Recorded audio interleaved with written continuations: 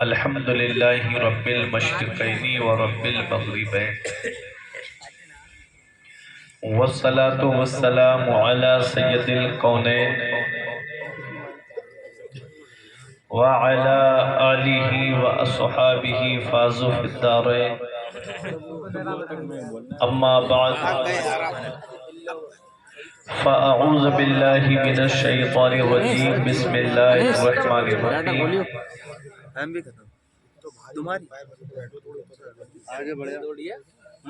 قال اللہ تبارک و تعالی فی القرآن المجید والفرقان الحمید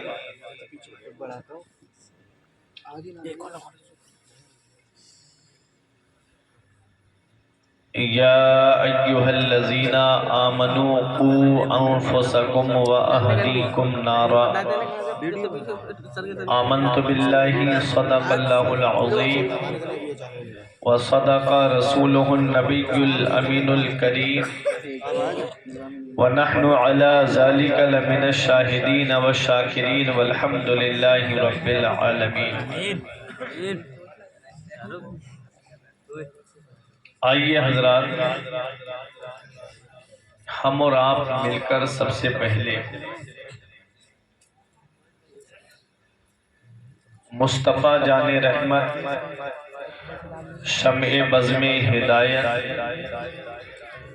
نو شہ بزم جنت، کعبے کے بدر الدجا، طیبہ کے شمس الضحیٰ، دافع جملہ بلا، شافع روز جزا،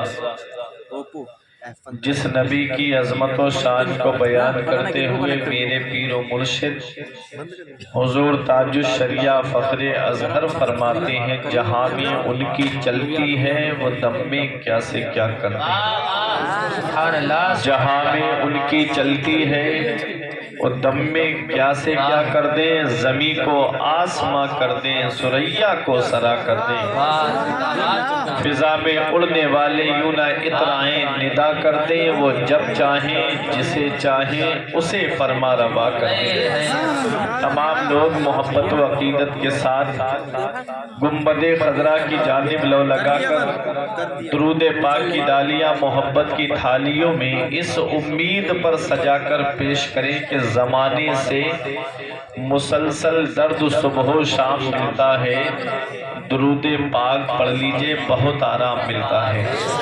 پڑھیے بآواز بلند، اللہم صلی علی سیدنا و مولانا محمد و بارک وسلم صلاۃ و سلام علیک یا رسول اللہ صلی اللہ تعالی علیہ وسلم۔ ابھی آپ حضرات نے مجھ سے قبل بڑے اچھے انداز میں مداح رسول بلبل باغ مدینہ شعیب رضا بریلوی صاحب قبلہ سے بہترین انداز میں نعت پاک کو آپ نے سماعت کر کے اپنے نامہ اعمال میں نیکیوں کا اضافہ کیا، اور ان سے پہلے آپ نے مختصر سے وقت میں بڑی اچھی تقریر خطیب اہل سنت خلیفہ حضور تاج الشریعہ حضرت مولانا قاری فہیم صاحب قبلہ سے آپ نے سماعت فرمائی، اور اپنی بستی کے ائمہ کرام سے کچھ سے آپ نے یک بعد دیگر نعت و مناقب کے اشعار کو سماعت کیا۔ کوئی زیادہ لمبی چوڑی باتیں نہیں، بس کچھ ضروری پیغام، کچھ نصیحت کی باتیں، ایسی باتیں کہ جس پر عمل کرنے سے ہماری دنیا بھی سنور جائے اور ہماری آخرت بھی سنور جائے، وہ میں پیش کروں گا۔ آج اس پروگرام میں نوجوانوں کی کثرت ہے اور ان کا حالات، ان کے بیٹھنے کا انداز مجھ سے زیادہ آپ بہتر جانتے ہیں۔ یہ وہ قوم ہے جو 2.5 گھنٹے کی فلم بلا ہلے پوری رات بیٹھ کر کے دیکھ سکتے ہیں، نبی کے جلسے میں جب آئیں گے تو افراتفری کا ماحول پیدا کریں گے۔ آئی پی ایل تو بیٹھ کر کے دیکھیں گے، لیکن نبی کے جلسے میں آئیں گے تو وہاں پر آ کر کے بھی ان کو ہنسی مذاق کی باتیں چاہیے۔ یہ نوجوان بھول گئے ہیں کہ موت کا کوئی بھروسہ نہیں ہے۔ ابھی 3 سے 4 دن پہلے کی خبر آپ نے اخبار میں دیکھی ہوگی، بھوجی پورہ کے پاس میں کیسا ایکسیڈنٹ ہوا ہے۔ ایرٹیگا گاڑی تھی، 7 لوگ اندر بیٹھے تھے، ایک بھی نہیں بچا۔ موت کا کوئی بھروسہ نہیں، کہیں ایسا نہ ہو کہ اس دنیا سے گانے سنتے ہوئے چلے گئے اور آنکھ قبر میں جا کر کے کھلی تو کون ہے جو پھر ہمارے کام آئے گا۔ اعلیٰ حضرت نے فرمایا ہے ان کو رحم آئے تو آئے، ورنہ وہ کڑی مار ہے کیا ہونا ہے۔ کہ لوگوں سے کیے جس کے گناہ وہ خبردار ہے کیا ہونا ہے۔ روشنی کی عادت اور گھر، روشنی کی ہمیں عادت اور گھر، تیر و تار ہے کیا ہونا ہے۔ ہائے بگڑی تو کہاں آ کر ناؤ، عین مجدھار ہے کیا ہونا ہے۔ کل تو دیدار کا دن ہے اور یہاں آنکھ بیکار ہے کیا ہونا ہے۔ یہ آنکھیں پاکیزہ کر لو نوجوانوں، موت کا کوئی بھروسہ نہیں۔ کر جوانی میں عبادت کاہلی اچھی نہیں، جب بڑھاپا آ گیا کچھ بات بن پڑتی نہیں۔ آگاہ اپنی موت سے کوئی بشر نہیں، سامان 100 برس کا ہے پل کی خبر نہیں۔ اور جاگنا ہے جاگ لے افلاک کے سائے تلے، حشر تک سونا پڑے گا خاک کے سائے تلے۔ ہر طرح سجایا اس گھر کو جس گھر میں ٹھہرنا 2 دن ہے، اور جس گھر میں ہمیشہ رہنا ہے کیسا ہے وہ گھر معلوم نہیں۔ تو اس گھر کی تیاری کرو جس میں ہمیشہ رہنا ہے۔ جس گھر میں باپ بیٹے کو دفن کر کے چلائے گا، بیٹا باپ کو دفن کر کے چلائے گا، اس قبر کی کالی کوٹھری کی تیاری کرو جہاں روشنی کا کوئی انتظام نہیں ہے۔ گھر میں لائٹ چلی گئی تو موم بتی جلا کر کے ہم روشنی کر سکتے ہیں، موبائل کی ٹارچ جلا کر کے روشنی کر سکتے ہیں۔ گھر کی لائٹ چلی گئی تو ہم گھر میں چراغ جلا کر کے روشنی کر سکتے ہیں۔ اس قبر میں کالی کوٹھری میں ہم نے کیا روشنی کا انتظام کیا ہے۔ اس قبر کی کالی کوٹھری میں روشنی کا انتظام ہمارے علماء فرماتے ہیں جب انسان نماز پڑھتا ہے اور نماز پڑھنے کے لیے وضو کرتا ہے تو جو اعضاء وضو میں دھوئے جاتے ہیں وہ قبر کے اندر روشنی کا کام کریں گے۔ جب نماز پڑھیں گے تب نہ قبر میں روشنی ہوگی، جب اللہ کی عبادت کریں گے تب نہ قبر میں روشنی ہوگی۔ اعلیٰ حضرت فرماتے ہیں روشنی کی ہمیں عادت اور گھر، تیر و تار ہے کیا ہونا ہے۔ اور فرماتے ہیں اندھیرا گھر اکیلی جان، دم گھٹتا دل اکتاتا۔ اندھیرا گھر اکیلی جان، دم گھٹتا دل اکتاتا۔ خدا کو یاد کر پیارے وہ ساتھ آنے والی ہے، اور اترتے چاند ڈھلتی چاندنی جو ہو سکے کر لے۔ اندھیرا پاک آتا ہے یہ 2 دن کی اجالی ہے۔ رضا منزل تو جیسی ہے وہ ایک میں کیا سبھی کو ہے۔ تم اس کو روتے ہو یا یوں کہو کہ ہاتھ خالی ہے۔ اعلیٰ حضرت کہتے ہیں رضا منزل تو جیسی ہے، رضا یہ موت ایسی منزل ہے جو تو ہر ایک کو ملنی ہے۔ رضا منزل تو جیسی ہے وہ ایک میں کیا سبھی کو ہے، تم اس کو روتے ہو یا یوں کہو کہ ہاتھ خالی ہے۔ تو موت کی تیاری کرو اور اپنی جگہ آرام سے بیٹھے رہو۔ کچھ ضروری پیغام میں آپ تمامی حضرات تک پہنچاؤں گا حصول برکت کے لیے۔ نعت پاک کے مشہور زمانہ نعت پاک ہے، آپ نے بارہا سنی ہوگی، میں پیش کرتا ہوں۔ مجھے خود کو بہت پسند ہے، اس لیے پڑھ رہا ہوں تاکہ قیامت کے دن نبی کی تعریف کرنے والوں میں میرا بھی نام آ جائے۔ آپ اس نیت سے یہاں بیٹھ کر کے سنیں کہ نبی کی تعریف سننے والوں میں قیامت میں آپ کا نام آ جائے۔ یہ ہمارے افروز بھائی نے بڑی محنت کے ساتھ اس پروگرام کو سجایا ہے۔ دلشاد بھائی کی محبتیں ہیں، ان کی دعوت محبت پر آج میں شاید تیسری بار اس گونٹیا کی سرزمین پہ حاضر ہوں۔ 2 بار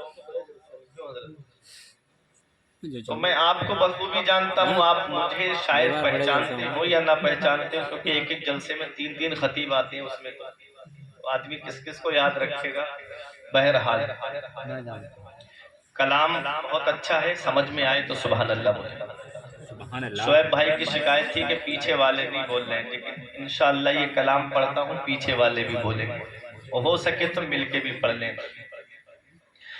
کیا بتاؤں کہ کیا مدینہ ہے، کیا بتاؤں کہ کیا مدینہ ہے، کیا بتاؤں، کیا بتاؤں کہ کیا مدینہ ہے، کیا بتاؤں کہ کیا مدینہ ہے، بس میرا مدعا مدینہ ہے، بس میرا مدعا مدینہ ہے، کیا بتاؤں، میرا دل تڑپ رہا ہے، میرا جل رہا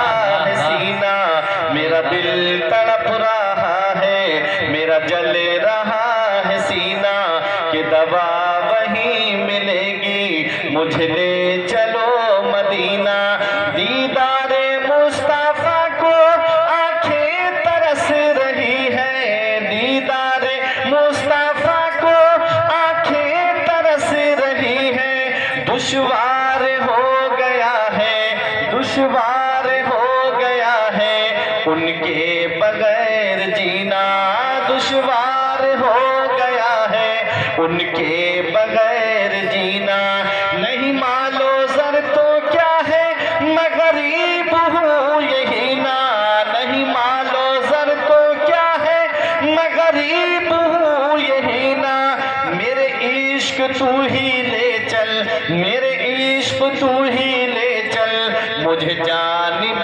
مدینہ، میرے عشق تو ہی لے چل، مجھے جانب مدینہ، دنیا والے تو درد دیتے ہیں، دنیا والے میرے آقا، دنیا والے تو درد دیتے ہیں، درد دل کی، درد دل کی دوا مدینہ ہے، درد دل کی۔ نعرہ رسالت، مسلک اعلیٰ حضرت، فیضان اعلیٰ حضرت، حضرت مولانا فرقان منظری صاحب قبلہ، علماء اہل سنت۔ درد دل کی دوا مدینہ ہے، کیا بتاؤں، تیرے دامن کرم میں جس نیند آ گئی ہے، یہ تاج الشریعہ کا کلام، محبت سے بولے سبحان اللہ، تیرے دامن کرم میں جس نیند آ گئی ہے، جو فنا نہ ہوگی ایسی اسے زندگی ملی ہے، میں مروں تو میرے مولا یہ ملائکہ سے کہہ دے، میں مروں تو میرے مولا یہ ملائکہ سے کہہ دے، کوئی اس کو مت جگانا، کوئی اس کو مت جگانا، ابھی آنکھ لگ گئی ہے، کوئی اس کو مت جگانا، ابھی آنکھ لگ گئی ہے، تیرا دل شکستہ اختر اس انتظار میں ہے، تیرا دل شکستہ اختر اس انتظار میں ہے، کہ ابھی نوید وصلت، کہ ابھی نوید وصلت تیرے در سے آ رہی ہے، کہ ابھی نوید وصلت تیرے در سے آ رہی ہے، اٹھ کے جاؤ کہاں مدینے سے، اٹھ کے جاؤ میرے آقا، اٹھ کے جاؤ کہاں مدینے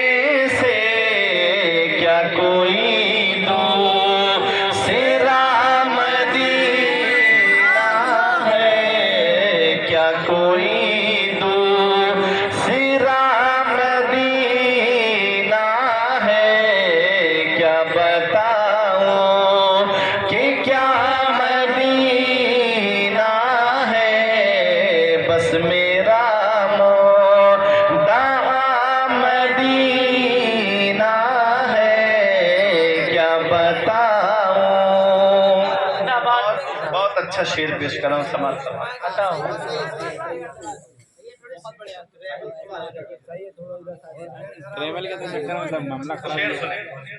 میں جو یوں مدینے جاتا تو کچھ اور بات ہوتی. اب محبت سے بولیں سبحان اللہ. میں جو یوں مدینے جاتا تو کچھ اور بات ہوتی، وہاں جا کے پھر نہ آتا تو کچھ اور بات ہوتی. مجھے زہر دینے والے بڑے تنگ نظر ہیں آقا، مجھے زہر دینے والے بڑے تنگ نظر ہیں آقا. تیرے نام پر پلاتے، تیرے نام پر پلاتے تو کچھ اور بات ہوتی. تیرے نام پر پلاتے تو کچھ اور بات ہوتی.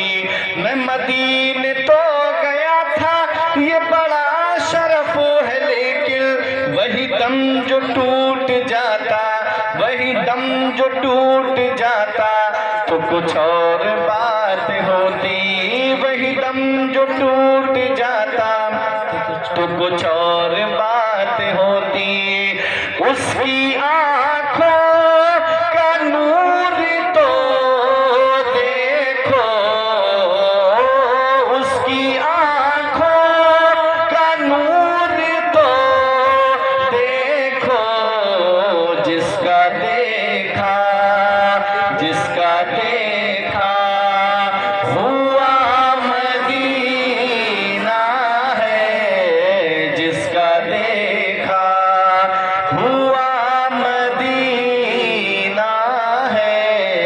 کیا بتاؤں. درود پاک پڑھے. اللہم صلی علی سیدنا و مولانا محمد مبارک وسلم. صلاۃ و سلام علیکہ یا رسول اللہ صلی اللہ تعالی علیہ وسلم. تیرے اعمال ایسے ہوں جہاں میں نام ہو جائے، تیرے اعمال ایسے ہوں جہاں میں نام ہو جائے. تیرا ہر لفظ امت کے لیے پیغام ہو جائے. بنا کردار کو بے مثل اس منزل پہ پہنچا دے کہ تجھ کو غیر دیکھے قائل اسلام ہو جائے. بنا کردار کو بے مثل اس منزل پہ پہنچا دے کہ تجھ کو غیر دیکھے قائل اسلام ہو جائے. میں نے قرآن مقدس کی ایک آیت کریمہ تلاوت کرنے کا شرف حاصل کیا. پروردگار عالم قرآن مجید میں ارشاد فرماتا ہے، یا ایھا الذین آمنو، اے ایمان والو، بچاؤ انفسکم، اپنے آپ کو، واہلیکم، اور اپنے گھر والوں کو، نارا جہنم کی آگ سے. رب قرآن میں فرماتا ہے، اے ایمان والو اپنے آپ کو بھی جہنم کی آگ سے بچاؤ اور اپنے گھر والوں کو بھی جہنم کی آگ سے بچاؤ. آج اگر ہم اپنے گریبان میں جھانک کر کے دیکھیں تو صحیح بات یہ ہے کہ نہ تو ہم خود کو جہنم کی آگ سے بچا پا رہے ہیں، نہ اپنے گھر والوں کو جہنم کی آگ سے بچا پا رہے ہیں. اگر ہم اپنے آپ کو جہنم کی آگ سے بچاتے ہوتے تو آج ہماری مسجدیں سونی نہیں ہوتی، آج ہمارے مدرسے ویران نہیں ہوتے. آج مسجدوں میں جا کر کے دیکھو تو وہی گنے چنے چند نمازی، اور آپ مسجد کے باہر نکل کر کے دیکھو تو کیسے لوگ بیٹھ کر کے چوراہوں پہ، دکانوں پہ بیٹھ کر کے ادھر ادھر کی باتیں کرتے ہیں. ہم بھول گئے کہ ایک دن مرنا ہے اور مرنے کے بعد ہم کو قبر میں جانا ہے. ہم بھول گئے کہ اپنے آقا کو اپنا چہرہ ہم کو دکھانا ہے. یاد رکھنا پیارے مسلمانوں، یہ دنیا ہمیشہ رہنے کی جگہ نہیں ہے. یہاں ہم چند دن کے لیے آئے ہیں، پھر اس کے بعد یہ دنیا چھوڑ کے ہم کو جانا ہے. تو اپنے آپ کو بھی جہنم کی آگ سے بچاؤ اور اپنے گھر والوں کو بھی جہنم کی آگ سے بچاؤ. گھر والوں کو جہنم کی آگ سے بچانے کا مطلب یہ ہے کہ خود بھی نماز پڑھو اور گھر والوں کو بھی نماز کا حکم دیتے رہو. خود بھی شریعت پہ چلو اور گھر والوں کو بھی شریعت پہ چلنے کے لیے کہتے رہو. یاد رکھو میرے آقا حضور صلی اللہ علیہ وسلم نے ارشاد فرمایا، अद्दिबू औलादकुम अला सलासे खिसाल, अपनी औलाद को 3 बातें सिखाओ।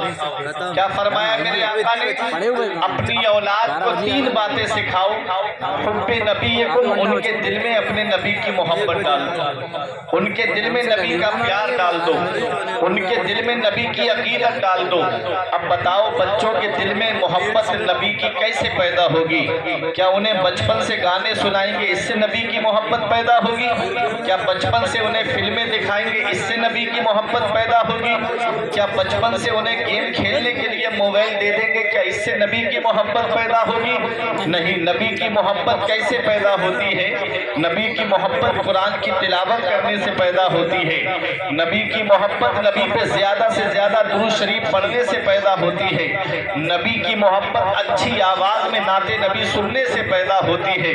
तो अपनी औलाद को उसके दिल में नबी की मोहब्बत डाल दो, और नबी की मोहब्बत के बाद में आका फरमाते हैं वह हुब्बे अहले बैती, और मेरे अहले बैत की मोहब्बत उनके दिल में डाल दो। नबी की मोहब्बत जहन्नम से बचाती है, अहले बैत की मोहब्बत जहन्नम से बचाती है।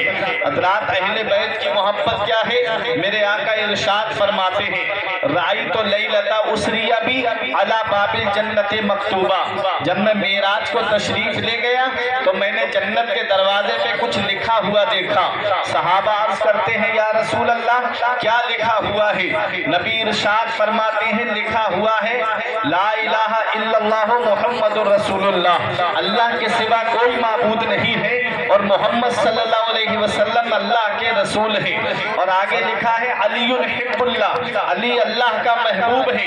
वह फातिमा तो खियारतुल्लाह, और फातिमा अल्लाह की पसंदीदा बंदी है। अल हसन वल हुसैन सिफ़तुल्लाह, हसन और हुसैन अल्लाह के चुनीदा बंदे हैं। पता चला जन्नत के दरवाजे पर मेरे नबी का नाम लिखा है, जन्नत के दरवाजे पर मौला अली का नाम लिखा है, जन्नत के दरवाजे पर हजरत फातिमा का नाम लिखा है, जन्नत के दरवाजे पे इमाम हसन और इमाम हुसैन का नाम लिखा है। अरे जब तक पंजतन इजाजत नहीं देंगे कोई भी जन्नत में दाखिल नहीं हो सकता है। मैं दिलशाद भाई के मकान पर जाऊं तब तक घर में दाखिल नहीं हो सकता जब तक दिलशाद भाई की इजाजत नहीं होगी। मैं अफरोज भाई के मकान पर आऊं तब तक घर में दाखिल नहीं हो सकता जब तक अफरोज भाई की इजाजत नहीं होगी। मैं कारी गुलाम नबी के मकान पर आऊं तब तक घर में दाखिल नहीं हो सकता जब तक साहिब मकान की इजाजत नहीं होगी। अब बताओ जन्नत के दरवाजे पे किसका नाम लिखा है? जन्नत के दरवाजे पर मेरे नबी का नाम लिखा है, जन्नत के दरवाजे पर मौला अली का नाम लिखा है, जन्नत के दरवाजे पर हजरत फातिमा का नाम लिखा है, जन्नत के दरवाजे पर इमाम हसन और इमाम हुसैन का नाम लिखा है। जब तक पंजतन इजाजत नहीं देंगे किसी का बाप भी जन्नत में दाखिल नहीं हो।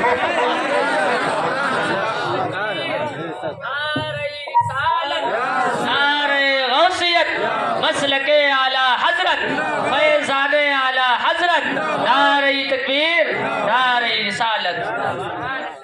अल्लामा हसन पुकार के कहते हैं बाग जन्नत के हैं बहरे मदहा खाने अहले बैत, बाग जन्नत के हैं बहरे मदहा खाने अहले बैत, तुमको मुज़दा नार काए दुश्मनाने अहले बैत, उनकी पाकी का खुदाए पाक करता है बयां, आया ये ततहीर से जाहिर है शाने अहले बैत। और फरमाते हैं बे इजाजत जिनके घर में जिब्राइल आते नहीं, कद्र वाले जानते हैं कद्र शाने अहले। तो अहले बैत की मोहब्बत जहन्नम से बचाती है। अहले बैत में आते कौन है? अहले बैत में वैसे तो तमाम अज़वाज मुतहरात अहले बैत में दाखिल है। एक हदीस पाक है तिरमिज़ी शरीफ जिल्द सानी बाबो मनाक़िब अहले बैत सफ़ा नंबर 422 की हदीस। अन अम्र इब्न अबी सलमा क़ाल लम्मा नज़लत हाज़िहिल आया इन्नमा युरीदुल्लाहु लियुज़हिबा अन्कुम रिज्सा अहलल बैत व युताहिरकुम तत्हीरा फ़ी बैति उम्मे सलमा फ़दअन नबी व फ़ातिमता व हसनन व हुसैना फ़जल्ललहुम बिकिसा व अलीयुन खल्फ़ा ज़हरिही फ़जल्ललहु बिकिसा सुम्मा क़ाल अल्लाहुम्मा हाउलाई अहलु बैती फ़ज़हिब अन्हुम रिज्सा व ताहिरहुम तत्हीरा। मेरे आका इरशाद फरमाते जब मेरे आका पर ये आयत کریمہ کہ اے نبی کے گھر والوں، اللہ تعالیٰ نے تم سے ہر طرح کی گندگی اور ناپاکی کو دور فرما دیا ہے اور تمہیں خوب خوب پاک فرما دیا ہے۔ جب یہ آیت کریمہ حضرت ام سلمہ کے گھر میں نازل ہوئی تو میرے آقا نے حضرت فاطمہ کو بلایا، امام حسن امام حسین کو بلایا اور اپنی نورانی چادر کے نیچے چھپا لیا۔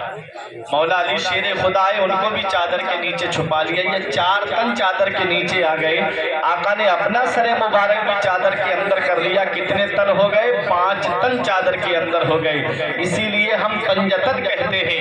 اعلیٰ حضرت پکار کے کہتے ہیں کیا بات رضا اس چمنستان کرم کی، کیا بات رضا اس چمنستان کرم کی، زہرا ہے کلی جس میں حسین اور حسن پھول۔ تو پتہ چلا اہل بیت میں حضرت فاطمہ آتی ہیں، اہل بیت میں مولا علی آتے ہیں، اہل بیت میں امام حسن اور امام حسین آتے ہیں۔ علامہ حسن کہتے ہیں کہ باغ جنت کے ہیں بہرے مدح خانے اہل بیت، تم کو مزدہ نار کا یہ دشمنان اہل بیت، ان کی پاکی کا خدائے پاک کرتا ہے بیان۔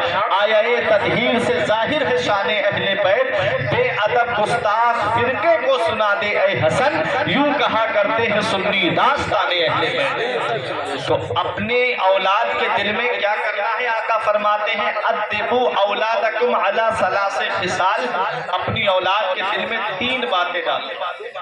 حب نبیکم، ان کے دل میں نبی کی محبت ڈالیں، وحب اہل بیتی، اور نبی کے گھر والوں کی محبت ان کے دل میں ڈال دو۔ اور تیسری بات میرے آقا فرماتے ہیں وقراءۃ القرآن، اور اپنی اولاد کو قرآن پڑھنا سکھاؤ، اپنی اولاد کو قرآن پڑھنا سکھاؤ۔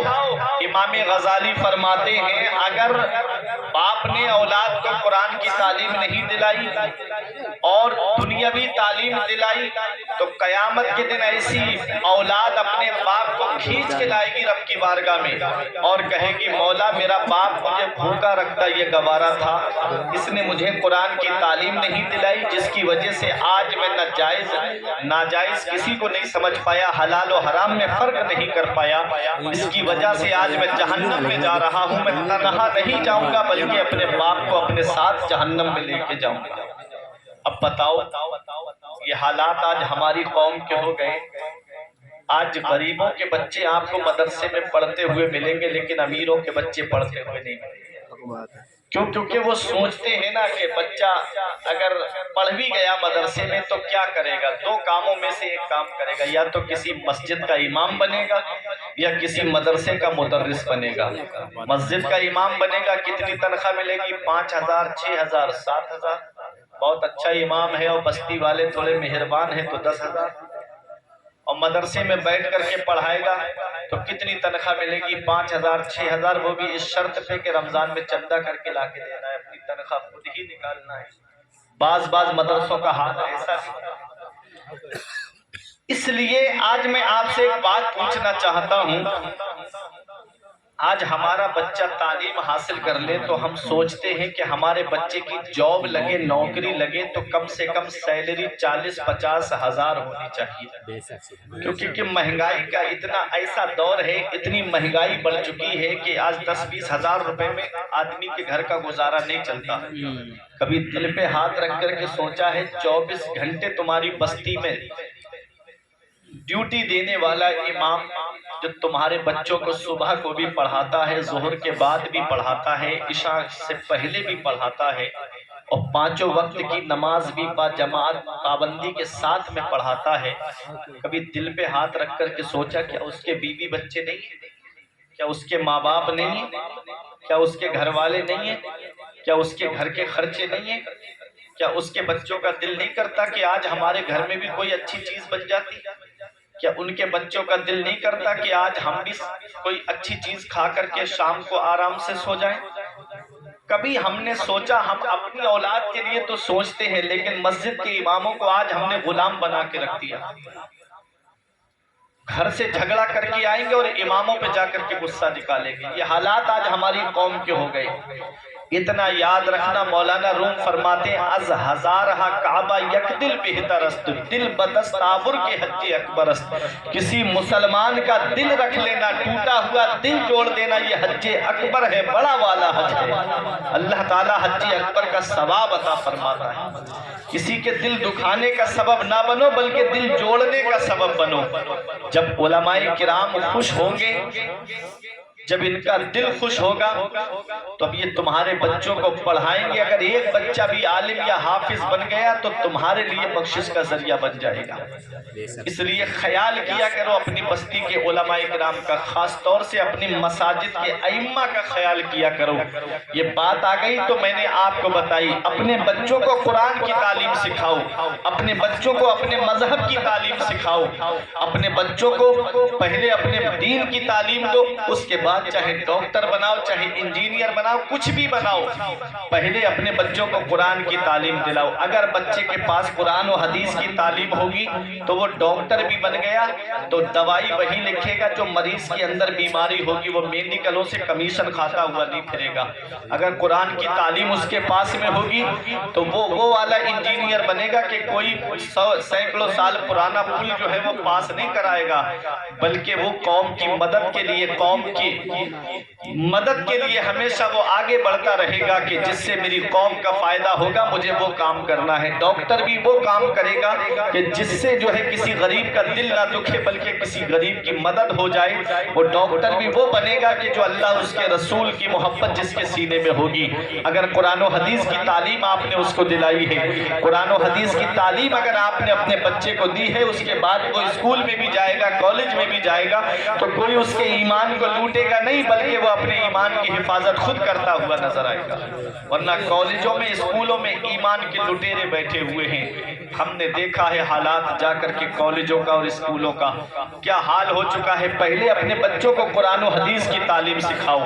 اب آؤ، ہمارے افروز بھائی نے یہ عقیقے کے موقع پہ پروگرام کو سجایا ہے تو میں آج اس تعلق سے بھی آپ کو بتا دوں تاکہ آپ کے ذہن میں بات بیٹھ جائے کہ جب بچہ پیدا ہو تو اس کے داہنے کان میں اذان اور بائیں کان میں تکبیر کہنا چاہیے۔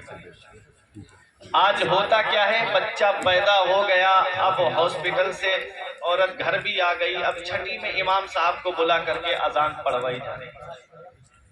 ایسا نہیں، جیسے ہی بچہ دنیا میں آئے فوراً اس کے داہنے کان میں اذان اور بائیں کان میں تکبیر کہنا چاہیے۔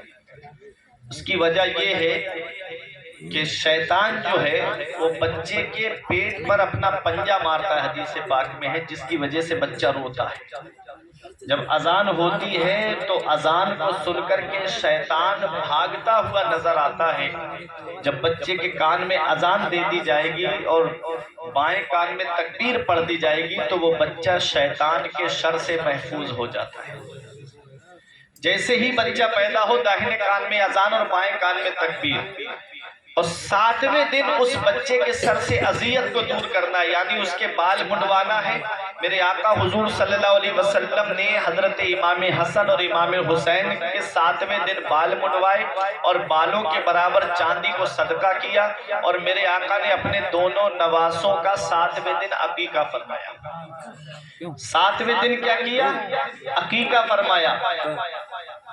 بہتر تو یہی ہے کہ 7ویں دن عقیقہ کیا جائے، اور اگر انسان کے پاس اتنا بجٹ نہیں ہے تو وہ جب چاہے تب کر سکتا ہے۔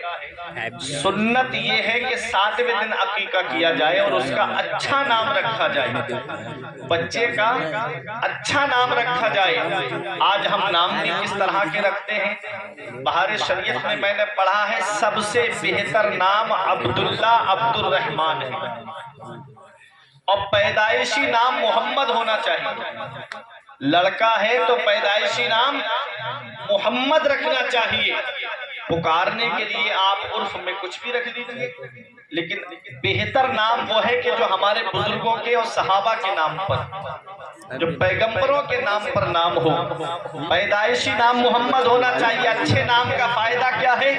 قیامت کے دن پروردگار عالم جب اپنے محبوب کو آواز دے گا، میرے آقا حضور صلی اللہ علیہ وسلم کو آواز دے گا تو جتنے محمد نام کے ہوں گے وہ سب رب کی بارگاہ میں پہنچ جائیں گے. رب فرمائے گا میں نے اپنے محبوب محمد صلی اللہ علیہ وسلم کو آواز دی ہے, پکارا ہے. وہ کہیں گے مولا ہمارا نام محمد ہے, وہ کہیں گے مولا ہمارا نام محمد ہے. رب ارشاد فرمائے گا تم نے دنیا میں میرے محبوب کے نام پر اپنا نام رکھا ہے, آج میں تم کو اپنے محبوب کے نام کے صدقے میں جنت عطا فرماتا ہوں. اچھا نام رکھنا چاہیے. بیٹی ہے تو اس کا نام جو ہے وہ صحابیات کے نام پر ہونا چاہیے, بنات طیبات کے نام پر ہونا چاہیے, ازواج مطہرات کے نام پر ہونا چاہیے. تو 7ویں دن عقیقہ کرنا چاہیے. اور آؤ اب دیکھو اپنے ذہن کو قریب کرو, اور جب بچہ 7 سال کا ہو جائے تو اسے نماز پڑھنے کے لیے کہو, اور جب 10 سال کا ہو جائے تو مار مار کے نماز پڑھواؤ. میرے آقا حضور صلی اللہ تعالی علیہ وسلم نے کس طرح سے بچپن سے تربیت کرنے کا ہم کو پیغام دیا ہے کہ جب ہم اپنے بچوں کو بچپن سے تربیت کرتے ہوئے نظر آئیں گے تو آج ہمارے بچے ٹک ٹاک پہ ناچتے ہوئے نظر نہیں آئیں گے, انسٹاگرام پہ تصویریں اپلوڈ کرتے ہوئے نظر نہیں آئیں گے, بلکہ ہمارے بچے مدینے والے مصطفیٰ کے وفادار نظر آئیں گے. مدینے والے مصطفیٰ کی غلامی کا پٹا اپنی گردن میں ڈال کر کے یہی کہتے ہوئے نظر آئیں گے کہ لہد میں عشق رخے شہ کا داغ لے کے چلے, اندھیری رات سنی تھی چراغ لے کے چلے. تو اچھی تربیت دو اپنی اولاد کو, اچھی تربیت اپنی اولاد کو دو. اب آؤ دیکھو بیٹی کا عقیقہ ہوا ہے نا, پروردگار عالم قرآن میں ارشاد فرماتا ہے 25واں پارہ, یخلق ما یشاء, وہ اللہ ہے جو چاہتا ہے وہ پیدا فرماتا ہے. یہب لمن یشاء اناسا و یہب لمن یشاء ذکورا, اللہ جسے چاہتا ہے اسے بیٹیاں عطا فرماتا ہے, اور اللہ جسے چاہتا ہے اسے بیٹے عطا فرماتا ہے. اور یزوجہم ذکرانا و اناسا, اور اللہ جسے چاہتا ہے اسے بیٹے اور بیٹیاں دونوں عطا فرماتا ہے, اور اللہ جسے چاہتا ہے اسے بانجھ بنا دیتا ہے. سب اللہ کے دست قدرت میں ہے. بیٹا ہو وہ بھی اللہ دیتا ہے, بیٹی ہو وہ بھی اللہ دیتا ہے, بیٹے اور بیٹیاں ہو وہ بھی اللہ دیتا ہے.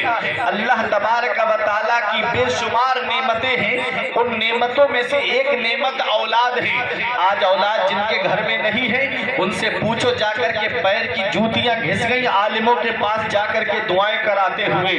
جن کے گھر میں اولاد نہیں ہے ان سے پوچھو جا کر کے کوئی پیر کوئی عالم ایسا نہیں چھوڑا جس سے اولاد کے لیے دعا نہ کرائی.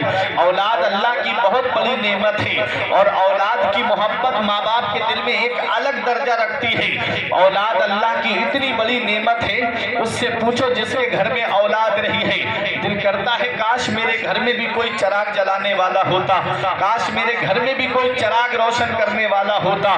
اللہ تبارک و تعالی قرآن میں ارشاد فرماتا ہے هو الذی یصورکم فی الارحام کیف یشاء, وہ اللہ ہے جو تمہاری صورت ماؤں کے پیٹوں میں بناتا ہے جیسی چاہتا ہے. اللہ تبارک و تعالی جسے چاہتا ہے اسے بیٹیاں عطا فرماتا ہے, اللہ جسے چاہتا ہے اسے بیٹے عطا فرماتا ہے. اس آیت کریمہ میں آپ غور کیجئے گا, یہ علماء کرام ائمہ مساجد منبر نور پہ تشریف فرما ہے. اس آیت کریمہ میں پروردگار عالم نے پہلے بیٹے کا ذکر نہیں فرمایا ہے بلکہ پہلے بیٹی کا ذکر فرمایا ہے. کیونکہ بیٹے کے مقابل بیٹی کے دل میں ماں باپ سے محبت زیادہ ہوتی ہے, اور بیٹی کا ذکر اس لیے فرمایا ہے کہ جس گھر میں بیٹی آتی ہے اس گھر میں اللہ کی رحمتیں نازل ہوتی ہیں. جس گھر میں بیٹی آتی ہے اس گھر میں اللہ کی رحمتیں نازل ہوتی ہے. اللہ کی رحمت کے فرشتے آتے ہیں اور اپنے نورانی پروں سے اس گھر کو ڈھانپ لیتے ہیں. حفت علیہم الملائکہ, فرشتے اس گھر کو اپنے نورانی پروں سے چھپا لیتے ہیں اور کہتے ہیں سلام علیکم یا اہل البیت, اے گھر والوں تم پر اللہ کا سلام ہو اور تمہارے گھر میں بیٹی کا آنا مبارک ہو. اور جس گھر میں سب سے پہلے بیٹی جنم لیتی ہے یہ مدینے والے مصطفیٰ کی سنت ہے, کیونکہ میرے آقا کے گھر میں سب سے پہلے بیٹی نے جنم لیا. بیٹیاں سب کے مقدر میں کہاں ہوتی ہیں, بیٹیاں سب کے مقدر میں کہاں ہوتی ہیں, جن سے راضی ہے خدا ان کے یہاں ہوتی ہے. نعرہ تکبیر, نعرہ رسالت, مسلک اعلی حضرت फैज़ाने आला हजरत उलमाए अहले सुन्नत जिंदाबाद। बेटी अल्लाह की बहुत बड़ी नेमत है। जुल्मते वक्त में तनवीर बन के आती है, जुल्मते वक्त में तनवीर बन के आती है, खुशनुमा जीस्त की तहरीर बन के आती हैं। और बेटियों से जिन्हें नफरत है ये बतला दो उन्हें, बेटियां बाप की तकदीर बन के आती हैं। महक रहा है दिलों का जहान बेटी से, जमाने भर में बड़ी घर की शान बेटी से। और जरूरी ये नहीं बेटों से नाम रोशन हो, मेरे नबी का चला खानदान बेटी से। तो बेटी अल्लाह की बहुत बड़ी नेमत है।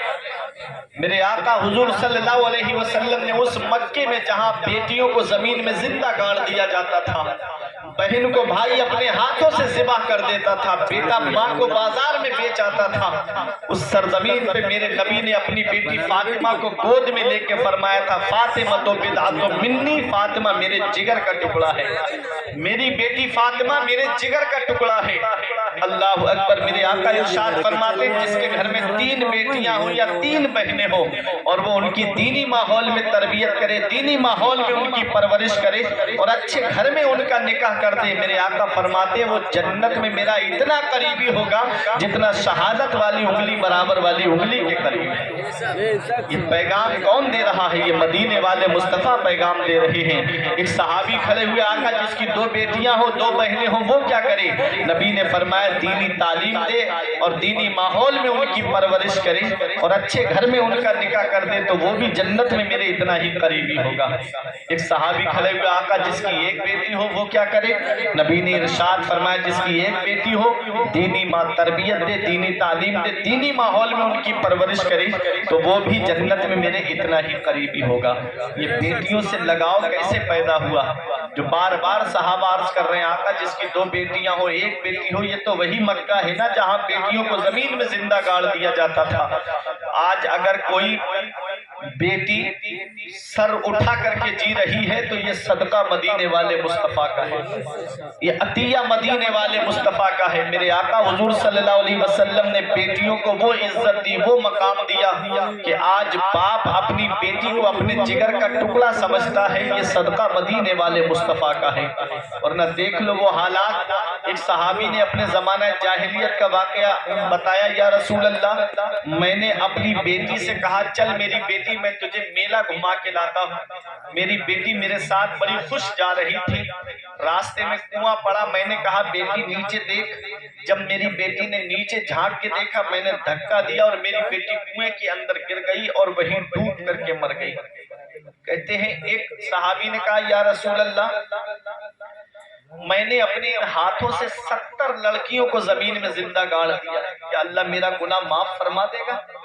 मेरे आका ने अपना चेहरा अनवर फेर लिया, दाहिनी जानिब से फेरा और बाईं जानिब आ गई। या रसूल अल्लाह आप सजा बता दीजिए, हम दुनिया में सजा भुगतने के लिए तैयार हैं, हम आखिरत में सजा बर्दाश्त नहीं कर पाएंगे। या रसूल अल्लाह मैंने 70 लड़कियों को अपने इन हाथों से जमीन में जिंदा गाड़ दिया है।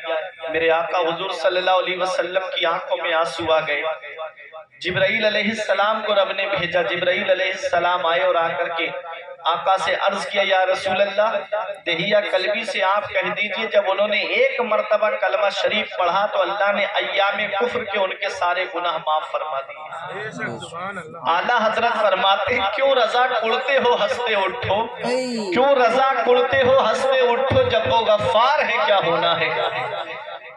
मेरे आका हुजूर सल्लल्लाहु अलैहि वसल्लम ने फरमाया दहिया कल्बी अल्लाह ताला ने तुम्हारे खताओं को माफ फरमा दिया है। और रो के अर्ज करते हैं या रसूल अल्लाह एक बात मैं आज तक नहीं भूला। मेरे आका फरमाते कौन सी? अर्ज करते या रसूल अल्लाह मैं तिजारत के लिए जा रहा था, मेरे घर में विलादत होने वाली थी, मैंने अपनी बीवी से कहा कि अगर बेटा पैदा हो तो खुशी का इजहार करना, बेटी पैदा हो तो गला दबा करके मार देना। तो मैं चला गया, कई साल के बाद वापस आया, दरवाजा खटखटाया तो एक फूल सी बच्ची ने दरवाजा खोला। मैंने पूछा मनंते तू कौन है? उसने कहा मनंता आप कौन है? कहते मैंने कहा मैं इस घर का मालिक हूँ। मेरी बच्ची ने मुझसे कहा मैं इस घर के मालिक की बेटी हूँ।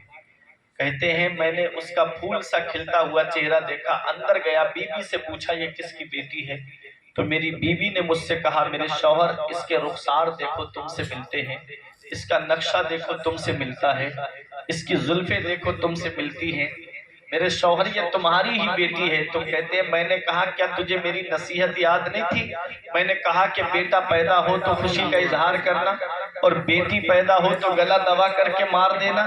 کہتے ہیں میری بیوی نے مجھ سے کہا میرے شوہر مجھے تمہاری نصیحت یاد تھی، جب میری بیٹی پیدا ہوئی میرے برابر میں لا کر کے لٹائی گئی تو میں اس کا گلا دبانا چاہ رہی تھی، تو میری ممتا نے مجھے جھنجھوڑ کر کے کہا خبردار اگر تو نے اپنی بچی کا گلا دبا دیا تو قیامت تک کے لیے بیٹیوں کا بھروسہ ماں کی ممتا سے اٹھ جائے گا، اس لیے اس کا گلا مت دبانا۔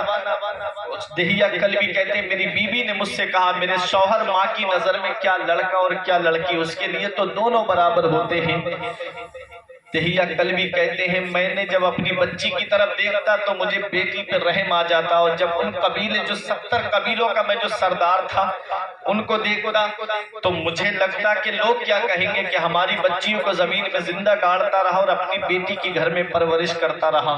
کہتے بچی کو گود میں لے کر کے میں جنگل کی طرف نکلنے لگا تو میری بیوی نے میرے پیر پکڑ کر کے کہا مت لے جا میری پھول سی بیٹی کو، مت لے جا میری لخت جگر کو۔ کہتے مجھے پھر بھی رحم نہیں آیا، میں جنگل کی طرف جا رہا تھا، راستے میں میرے پیر میں کانٹے لگ گئے جس سے خون نکلنے لگا، تو میری بیٹی نے خون دیکھ کے کہا بابا کہاں جا رہے ہو؟ میں نے کہا بیٹی دعوت میں جا رہا ہوں۔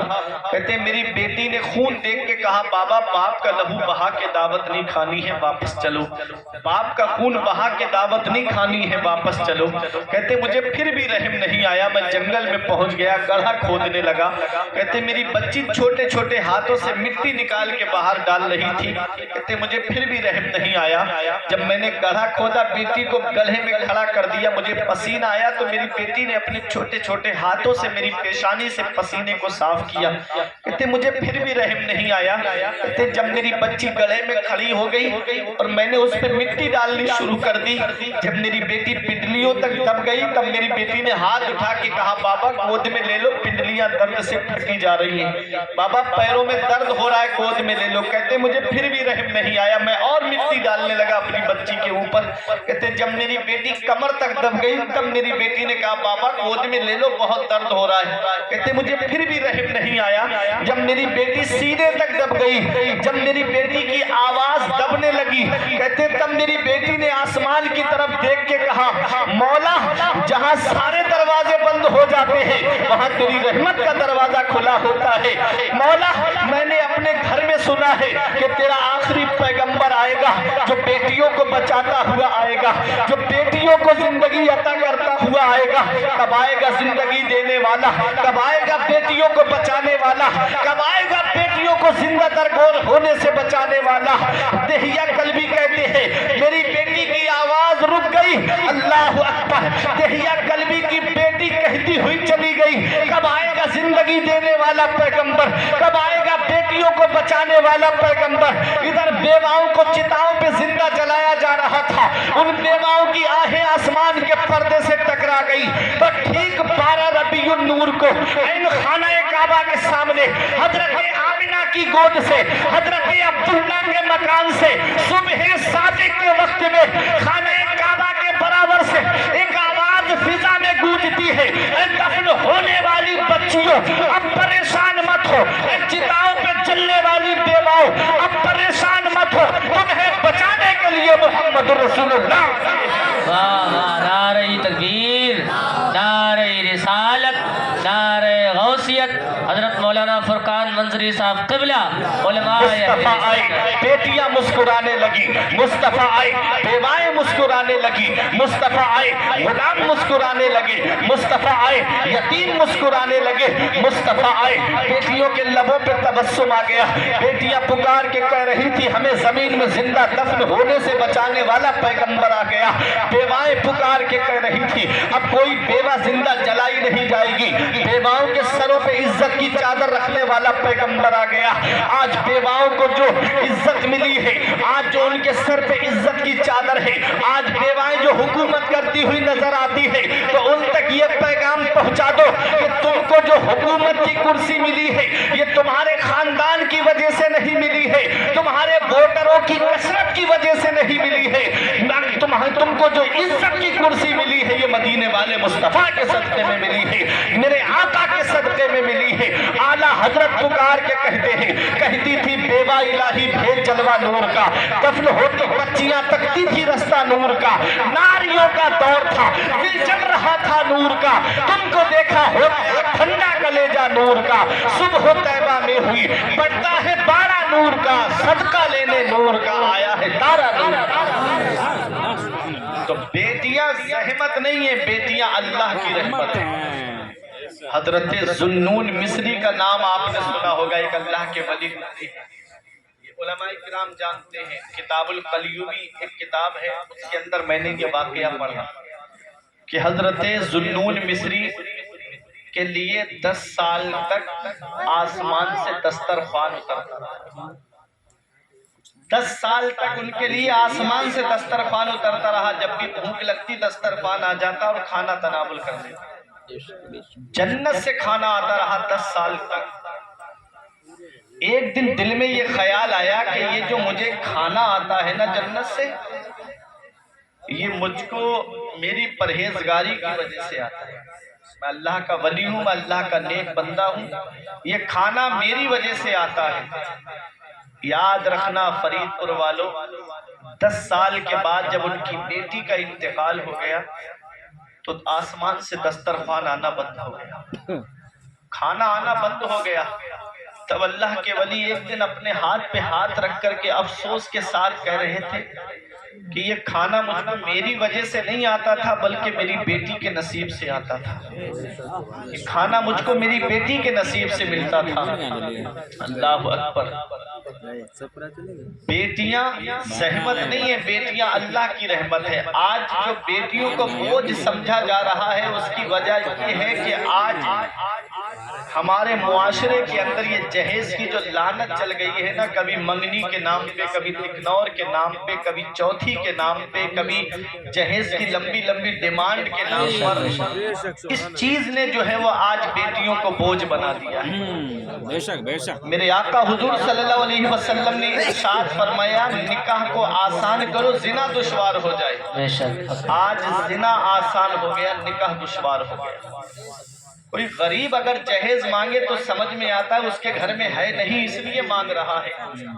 امیروں کو کیا پڑی تھی، ان کے گھر میں تو اللہ کا دیا ہوا سب کچھ ہے، لیکن جتنی زیادہ دولت، جتنا زیادہ پیسہ، اتنی ہی لمبی ڈیمانڈیں ہوتی، اتنا ہی زیادہ منہ پھیلا ہوا ہے۔ وہ بھول گئے کہ ان بطش ربک لشدید، تیرے رب کی پکڑ بہت سخت ہے۔ جب اللہ پکڑتا ہے تو کوئی چھڑانے والا نہیں، جب اللہ پکڑتا ہے تو کوئی چھڑانے والا نصیب نہیں ہوتا، اس لیے اس رب کی پکڑ سے ڈرو۔ شادی کرو تو ایسی کرو سادگی کے ساتھ جیسے علی کا عقد ہوا فاطمہ کے ساتھ۔ تو شادیوں میں جو آج لمبی لمبی ڈیمانڈیں چل رہی ہیں، ان لمبی لمبی ڈیمانڈوں نے بیٹیوں کو بوجھ بنا دیا ہے۔ ایک بیٹی کی شادی میں باپ کے اوپر اتنا قرضہ ہو جا رہا ہے کہ اور بیٹیوں کے بالوں میں چاندی اتر آ رہی ہے، بال سفید پڑنے لگے لیکن شادی کا نمبر نہیں آتا۔ یاد رکھنا پیارے مسلمانوں، جب وہ مسلم بیٹیاں اپنے بستروں پہ آنسو بہاتی ہوں گی تو کیا میرے آقا کو تکلیف نہیں پہنچتی ہوگی؟ کیا میرے آقا ان کی سسکیاں نہیں سنتے ہوں گے؟ کیا میرے آقا ان کا رونا نہیں سنتے ہوں گے؟ ارے میرا نبی تو وہ ہے جو کافروں کا رونا نہ دیکھے، میرا نبی تو وہ ہے جو کافروں کی سسکیاں نہ دیکھے۔ جب جنگ بدر کے موقع پہ 70 کافروں کو گرفتار کر کے لایا گیا، کوئی جیل نہیں تھی مسلمانوں کی، مسجد نبوی کے صحن میں لٹا دیا گیا، ان کے بند کس کے بندے ہوئے تھے، انہی میں میرے نبی کے سگے چچا حضرت عباس بھی تھے۔ میرے آقا تھوڑی دیر آرام کے لیے لیٹے تو بند کس کے بندے ہوئے ہونے کی وجہ سے وہ کرہانے لگے اور رونے لگے۔ میرے آقا بستر استراحت سے اٹھ کر کے تشریف لائے اور صحابہ کرام سے ارشاد فرمایا، میرے صحابہ ان کے بند کھول دو، ان کے کرہانے سے مجھے تکلیف ہو رہی ہے۔ تو ذرا سوچو، وہ میرا نبی جو کافروں کا کرہنا نہ دیکھے، جب مسلم بیٹیاں جہیز کی وجہ سے بستروں پہ آنسو بہاتی ہوں گی تو میرے نبی کو کتنی تکلیف پہنچتی ہوگی، میرے آقا کو کتنی تکلیف پہنچتی ہوگی۔ آج زندگی کی سانسیں چل رہی ہیں، زندگی کی ڈور چل رہی ہے، اس کو غنیمت جانو۔ موت کا کوئی بھروسہ نہیں ہے کب اور کس جگہ اور کس حال میں آ جائے۔ کہیں ایسا نہ ہو کہ گناہوں کا بوجھ لے کر کے دنیا سے چلے جاؤ اور جب دنیا سے جاؤ تو کہیں ایسا نہ ہو کہ محلے کے لوگ یہ کہہ دے کہ ایک بہت بڑے گناہگار کا جنازہ جا رہا ہے۔ اس حال میں دنیا سے جانا کہ لوگ یہ کہہ دے کہ وفادار مصطفیٰ کا جنازہ جا رہا ہے، نیک پرہیزگار متقی انسان کا جنازہ جا رہا ہے۔ حضور ریحان ملت نے ایک پیغام دیا تھا کہ زمانہ خفا ہے تو کیا غم ہے اس کا، زمانے کو ٹھوکر لگائے چلا جا، زمانہ ہی ایک دن تیرے ساتھ ہوگا، تو آقا کو اپنے منائے۔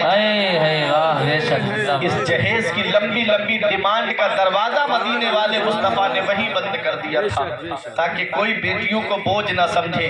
بیٹیاں زحمت نہیں ہے، بیٹیاں اللہ کی رحمت ہے۔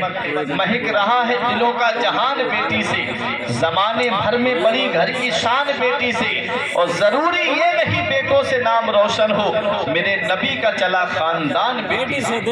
یا ایھا الذین آمنوا قوا انفسکم واہلیکم نارا، اے ایمان والو اپنے آپ کو جہنم کی آگ سے بچاؤ اور اپنے گھر والوں کو جہنم کی آگ سے بچاؤ۔ اپنے گھروں کا ماحول اسلامی رکھو، اپنے بچوں کو دینی تعلیم سکھاؤ، اپنے بچوں کو قرآن و حدیث کی تعلیم دلاؤ۔ لڑکا ہے اسے قرآن و حدیث کی تعلیم دلاؤ، بیٹی ہے اسے قرآن و حدیث کی تعلیم دلاؤ۔ جب قرآن و حدیث کی تعلیم و تربیت ان کے پاس میں ہوگی، بیٹی کے پاس میں قرآن و حدیث کی تعلیم ہوگی، تو وہ جانے گی کہ سب سے بڑی دولت ایمان کی دولت ہے، سب سے بڑا سرمایہ ایمان کا سرمایہ ہے۔ پھر وہ کسی غیر کے مذہب کو قبول کرتی ہوئی نظر نہیں آئے گی، وہ جانے گی کہ سب سے بڑی دولت ایمان کی دولت ہے۔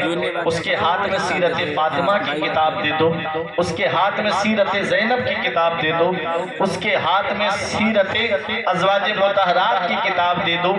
جب ان کے پردے کو وہ پڑھے گی تو جانے گی کہ پردہ اسلام میں کتنا ضروری ہے۔ تو پہلے اپنے بچوں کو تعلیم دلاؤ، اپنے بچوں کو تربیت دلاؤ۔ جب بچوں کے پاس قرآن و حدیث کی تعلیم ہوگی تبھی گھر کا ماحول سدھر سکتا ہے، تبھی گھر کا ماحول جو ہے وہ دنیا ہی میں یہ گھر جنت کے باغوں میں سے ایک باغ بن سکتا ہے۔ اور اگر قرآن و حدیث کی تعلیم نہیں ہوئی ان کے پاس میں تو وہ وقت دور نہیں ہے کہ آج پورا پریوار جیسے بیٹھ کر کے فلمیں دیکھتا ہے، پورا پریوار بیٹھ کر کے گانے سنتا ہے، پھر چند دن نہیں گزرتے پھر باپ گلیوں میں روتا ہوا نظر آتا ہے کہ میری بیٹی میرے چہرے پر کالک پوت کر کے چلی گئی۔ ہم نے کہا اس کے ذمہ دار تم خود ہو، اس نے کہا میں ذمہ دار کیسے ہوں؟ میں نے کہا کیوں اس کو لو اسٹوری والی فلمیں دکھائیں، کیوں اس کو تم نے افیئر والی فلمیں دکھائیں، کیوں اس کے ہاتھ میں تم نے موبائل دیا؟ کاش اس کے ہاتھ میں موبائل نہ دے کر کے قرآن دیا ہوتا، کاش اس کے ہاتھ میں تم نے حدیث کی کتاب دی ہوتی، کاش اس کے ہاتھ میں سیرت ازواج مطہرات کی کتاب دی ہوتی، تو یہ بیٹی جانتی کہ پردہ کتنا ضروری ہے، یہی بیٹی جانتی کہ مجھے گھر کے اندر پردے کے ساتھ رہنا ہے، اور سب سے بڑی دولت ایمان کی دولت ہے۔ وہ اپنی جان تو دے دیتی لیکن کسی غیر کے مذہب میں جانا قبول نہیں کرتی۔ اس لیے اپنے بچوں کو قرآن کی تعلیم دلاؤ، حدیث کی تعلیم دلاؤ۔ میں نے آقا کی حدیث پاک پڑھی، ادبوا اولادکم علی ثلاث خصال، یہ ادبوا امر کا صیغہ ہے اور امر وجوب کے لیے بھی آتا ہے۔ اپنی اولاد کو قرآن و حدیث کی تعلیم دلانا یہ انسان کے اوپر واجب ہے۔ اپنی اولاد کو قرآن کی تعلیم دلاؤ، حدیث کی تعلیم دلاؤ۔ یہ زندگی سواریے دلشاد کیجئے، لمحات زندگی کے نہ برباد کیجئے۔ جب مقصد حیات عبادت خدا کی ہے، پڑھیے نماز، مسجد آباد کیجئے۔ پروردگار عالم کی بارگاہ میں دعا ہے، میرے کچھ عرض کرنے میں سبقت لسانی کی وجہ سے یا بتقاضۂ بشریت کوئی غلطی ہو گئی ہو، مولا مجھے معاف فرمائے۔ استغفر اللہ ربی من کل ذنب و اتوب الیہ۔ کلمہ طیب پڑھیں، لا الہ الا اللہ محمد رسول اللہ صلی اللہ علیہ وسلم۔